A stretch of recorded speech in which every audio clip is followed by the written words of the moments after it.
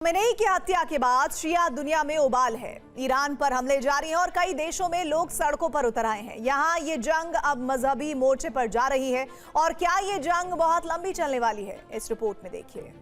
UAE के रक्षा मंत्रालय ने दावा किया है कि ईरान अब तक उस पर करीब 200 मिसाइल और 900 से ज्यादा ड्रोन दाग चुका है। मंत्रालय के मुताबिक 172 मिसाइलों को हवा में ही इंटरसेप्ट करके नष्ट कर दिया गया। 13 मिसाइलें समुद्र में गिर गईं, जबकि 755 ड्रोन को मार गिराया गया। इराक में शिया मिलिशिया खुलेआम चेतावनी दे रही है।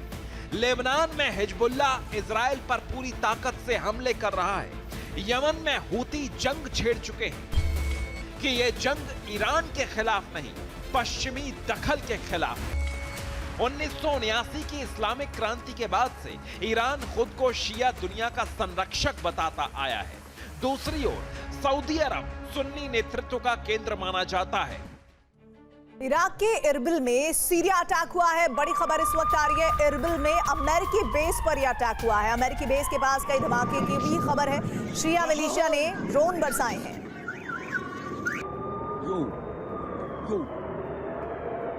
इजराइल कह रहा है कि जंग लंबी नहीं होगी। अमेरिका भी सीमित मकसद की बात कह रहा है, लेकिन जमीन पर मोर्चे बढ़ते ही जा रहे हैं। क्या ये संघर्ष खाड़ी की राजशाहियों को हिला सकता है? सऊदी अरब में राजशाही है। किंग सलमान बिन अब्दुल अजीज सऊदी अरब के शासक हैं। संयुक्त अरब अमीरात यानी यूएई के 7 अमीरात हैं और हर एक में राजशाही है। कतर में भी अमीर शाही है और शेख तमीम बिन हमद अल थानी कतर के अमीर हैं।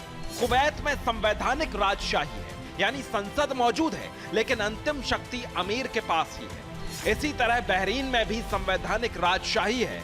किंग हमद बिन ईसा अल खलीफा बहरीन के शासक हैं। ओमान में भी सुल्तान शाही है, हैथम बिन तारिक सुल्तान है। जॉर्डन में भी संवैधानिक राजशाही है और अब्दुल्ला द्वितीय वर्तमान राजा है। पर हमलों के बीच ट्रंप का बड़ा बयान। ईरान के दूसरे नेताओं पर भी हमले होंगे। ट्रंप ने कहा आज नई लीडरशिप पर भी हमला हुआ। स्पेन के साथ खत्म करेंगे सभी डील। हम ब्रिटेन के पीएम से खुश नहीं हैं। तो डोनाल्ड ट्रंप एक तरफ जहां लगातार हमले कर रहे हैं और खमेनेई की मौत के बाद उन्होंने तेज और किए हैं हमले। इधर ईरान पर हमलों के बीच उन्होंने ये कहा कि ईरान के दूसरे नेताओं पर भी हम हमले कर रहे हैं। आने वाले वक्त में जो नई लीडरशिप है उस पर अटैक होगा।